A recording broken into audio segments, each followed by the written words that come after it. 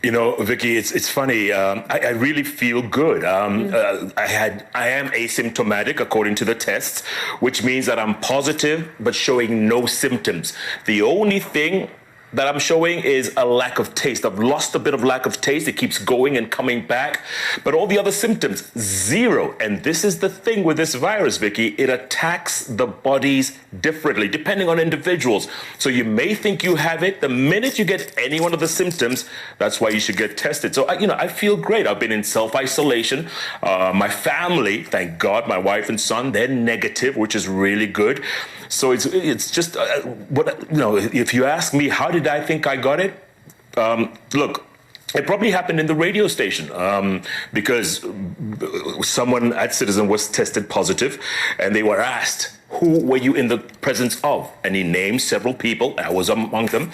So your boss, my boss, Washiro Waroro, called me and said, "Listen, man, your name came up. You got to be tested." I said, "For what? Why? I don't feel, I have no symptoms." And he says, "Just get tested." And that was it. Jeff, most people are terrified to actually go for the test. It's very uncomfortable, and quite frankly, it is painful. But, they're even more terrified about the results if it's positive. And that's because of the stigma attached to it. But you decided to actually go public. What motivated you to do that? Yeah. You know what, Vicky? A lot of people are seeing this virus as a death sentence, which it is not. Far from it.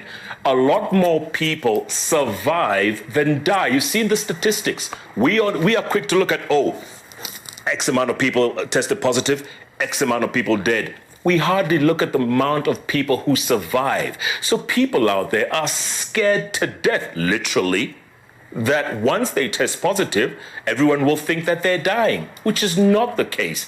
90% of the people will pull through. And you know what? You get over it, and you most probably, and we'll ask Dr. Mbajo, most probably you can't get it again.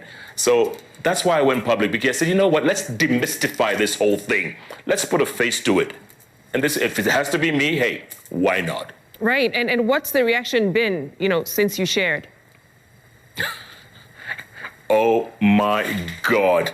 The first day, my WhatsApp, I had like maybe 3,000 messages on WhatsApp, another 2,000 on text message, and tweets and lots of well wishes. The incredible part is most of the people have been so incredibly warm, and they're praying for me, saying come back strong, hang in there. And then others are offering all kinds of cures. They say drink a lot of lemon water, ginger and garlic, take vitamin C, vitamin E, sit in the sun for like 20 minutes, because vitamin D, the sun, it's part of it. So, incredible people, everyone from Manish Shah, who sent me a whole concoction of stuff, including some very strong herbal stuff. It was great.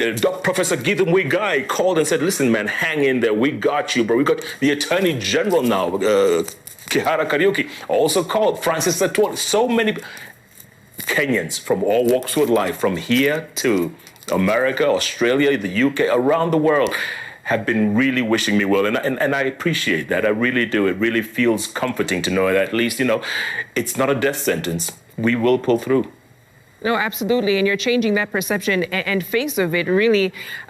Jeff, for people who just know you from the screen or hear you on radio, they don't realize how much you actually do. You do a lot. And I think you only have like one off day, right? Saturday. So to go from that crazy schedule to doing absolutely nothing, what does your typical day look like now? Complete madness in my head, because the clock in my head still wakes up at 4 a.m. So I'm up. Yeah.